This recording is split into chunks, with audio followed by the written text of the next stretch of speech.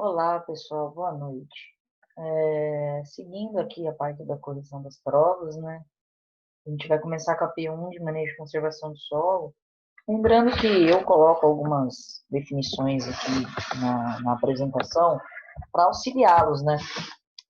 E para mostrar sobre algumas definições. Então, a primeira questão, eu queria saber quais eram os dois tipos de erosão que poderão acontecer, né, no solo e diferenciá-las. A diferenciação entre elas é muito simples. A erosão geológica e a erosão acelerada. Era essa as duas questões que nós tínhamos que colocar. Qual que é a diferença entre elas? A erosão geológica é aquela erosão que vai ocorrer ao longo dos anos, certo? E ela vai ocorrer, então, da mesma forma, né? O arraste, o carregamento de partículas, deposição. Porém, ela vai ocorrer ao longo dos anos, definindo relevos, vegetações, paisagens. Qual que é a grande diferença entre a acelerada e a geológica? A acelerada já tem a interferência do homem, né? Então, nós temos a ação antrópica, aí por um manejo inadequado do solo, a falta de manejos sustentáveis, a falta, então, de você fazer uma parte de conservação do solo, né, de um terraceamento, de um plantio conservacionista, preservando, então, a deposição do material vegetal. Então, a erosão acelerada é aquela erosão em que o homem vai participar a partir de manejos inadequados e com a ausência de práticas conservacionistas. A erosão geológica é aquela erosão que vai ocorrer ao longo dos milhões e milhões de anos, um processo contínuo e que vai ser sem a interferência, ela ocorre juntamente com os processos naturais. Mas a definição de erosão é o quê? Então, ela é um processo do desprendimento, arraste acelerado de partículas de solo, que podem ser ocasionadas pela água ou pelo vento, o principal causa de degradação dos solos agrícolas, né? As águas das chuvas que não infiltram por conta dessa compactação superficial vão acabar carregando as partículas para fora daquele local, né? Vai ter, então a água ela vai entrar em contato com essas partículas, vai dissolver essas partículas, então essas partículas vão estar em suspensão e vão ser carregadas. E o vento também, né? Ele ocasiona uma abrasão muito grande, assim. A gente às vezes está acostumado só a pensar na água, mas a água ainda é o agente principal de erosão. Aí, na questão 2, é que, referente aos três tipos de erosão hídrica, eu pedi para elaborar uma situação prática que represente a evolução delas ao longo do tempo de uma propriedade agrícola. Então, quais são os três tipos de erosão hídrica? A gente tem a laminar, que é onde tudo começa, a em sulcos, que são aquelas. A enxurrada vai tomar um caminho preferencial, e uma vossoró, que já é um estágio extremamente avançado de erosão e muito prejudicial aos sistemas agrícolas. A ideia era vocês trazerem. Eu vou dar um exemplo de situação. Vamos supor que vocês têm uma pastagem. E essa pastagem, logo que foi implantada, ela, por uns 2 anos, foi muito bem conduzida, a forrageira em si tinha um bom desenvolvimento, e com o tempo foi perdendo, então, essa capacidade do solo. Não foi feita nenhuma prática de correção do solo, nenhuma prática de adubação dessa forrageira, e o tráfego de animais foi alto, sem ser um pastejo rotacionado. O principal indício vai ser o início de uma compactação. Essa compactação vai fazer com que a água não infiltre. Então, ela vai começar a ter essa deposição e o arraste ao longo do tempo dessas partículas para fora. Então, a gente começa com uma erosão laminar. Com o passar do tempo e a falta de contenção e a recuperação dessa pastagem, essa água vai tomando caminhos preferenciais, abrindo então os sulcos. E, consequentemente, os animais ainda naquele ambiente, sem ter sido feitos nenhum tipo de prática conservacionista, a evolução vai para a vossoroca.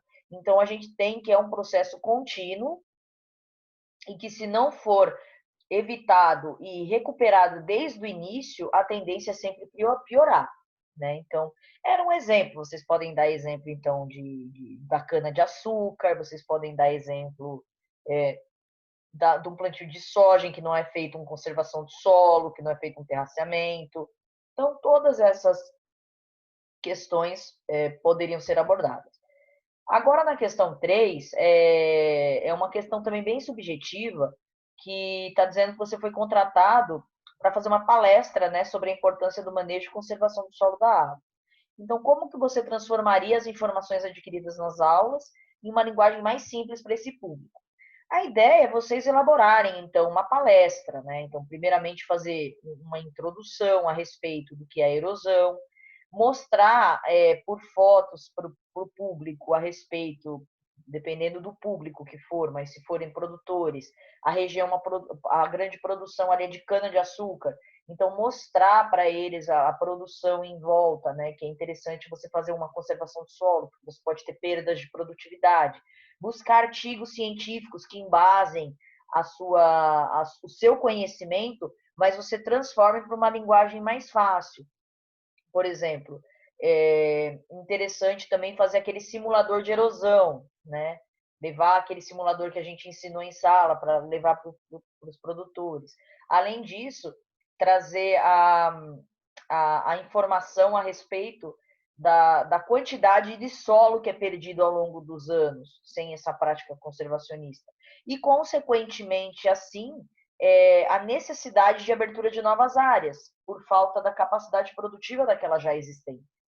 Então, era falar com uma linguagem simples, né? Dar um exemplo prático, trazer muita figura, mostrar uma planta, o que ela precisa, e sem a raiz, sem o solo, sem o ar, sem a água, ela pode ter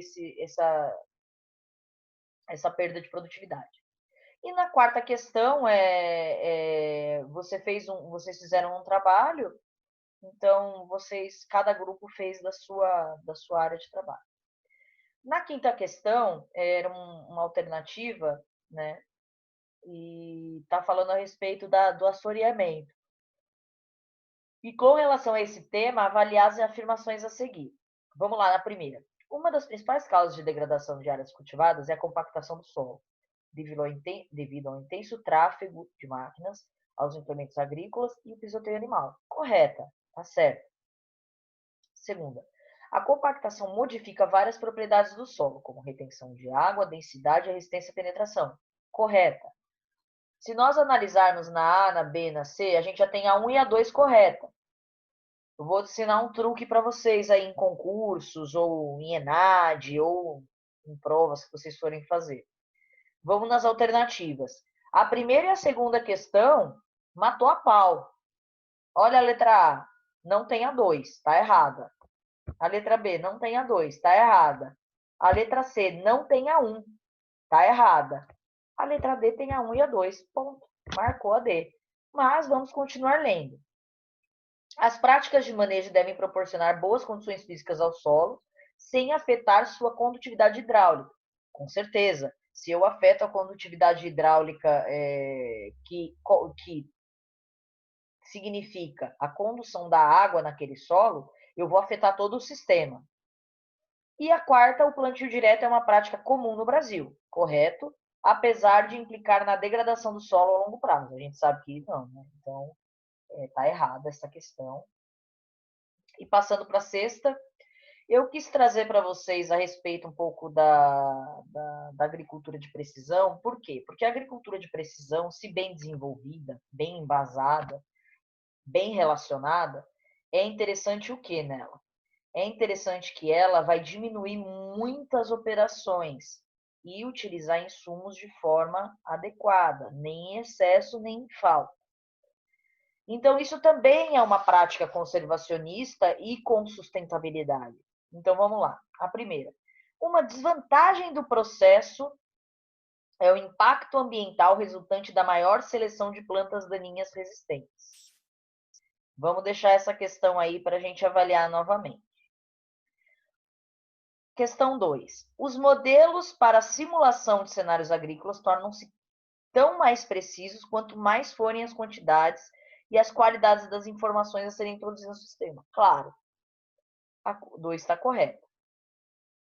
3. As técnicas de modelagem tornam-se cada vez mais dependentes do uso de alta tecnologia. Mas isso daí, pessoal, em todas as áreas. Tá correto.